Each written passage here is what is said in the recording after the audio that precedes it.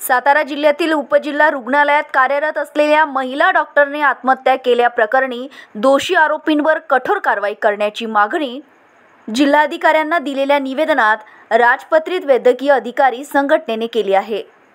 सातारा जिल्ह्यातील उपजिल्हा रुग्णालय फलटण येथे कार्यरत असलेल्या वैद्यकीय अधिकारी डॉक्टर संपदा मुंडे यांनी आत्महत्या केली।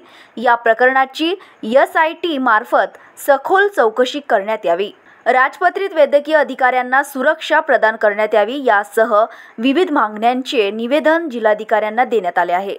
प्रशासनाने मागण्यांची दखल न घेतल्यास तीव्र आंदोलन करण्याचा इशारा राजपत्रित वैद्यकीय अधिकारी संघटनेने दिला आहे। निवेदन देतेवेळी राजपत्रित वैद्यकीय अधिकारी संघटनेचे अध्यक्ष doctor Ravindra Shirsat, doctor Dhananjay Savarkar, doctor Shrikant Zaparde, doctor Praveen Kharate, doctor Vandana Korde, doctor Sarita Hazare, doctor Mahesh Jaiswal, doctor Amol Deshmukh, doctor Sudhir Dongre यांसह डॉक्टर उपस्थित होते।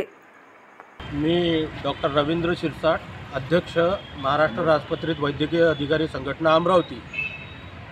आम्ही फलटण जिल्हा सातारा येथे आमच्या ज्या मेडिकल ऑफिसर डॉक्टर भगिनी आहे संपदा मुंडे यांची जी संशयास्पद मृत्यू झालेला आहे किंवा जी आत्महत्या झालेली आहे, त्यांना ज्या घटकांच्या त्रासामुळं हे आत्महत्येचं एवढं टोकाचं पाऊल घ्यावं लागलं, त्या सर्व घटकांवर कार्यवाही करण्यात यावी यासाठी आमचा हे निषेध आंदोलन आहे।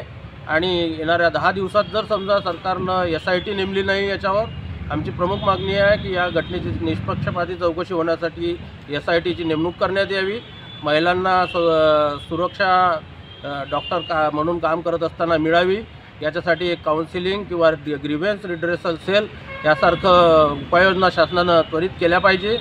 आणि ह्या जर 10 दिवसामध्ये जर झालं नाही तर आमच्या राज्य मागणीच्या निर्देशानुसार जे काही टप्प्याटप्प्यानं आंदोलन आम्ही सुरू केलेलं आहे। आजपासून आमचं काळ्या फिती लावून आहे। येणाऱ्या कालावधीमध्ये आम्ही काम बंद किंवा संप यासारखं निर्णय आम्हाला नाईलाजानं जर अर्चना रक्ष, विदर्भ न्यूज, अमरावती।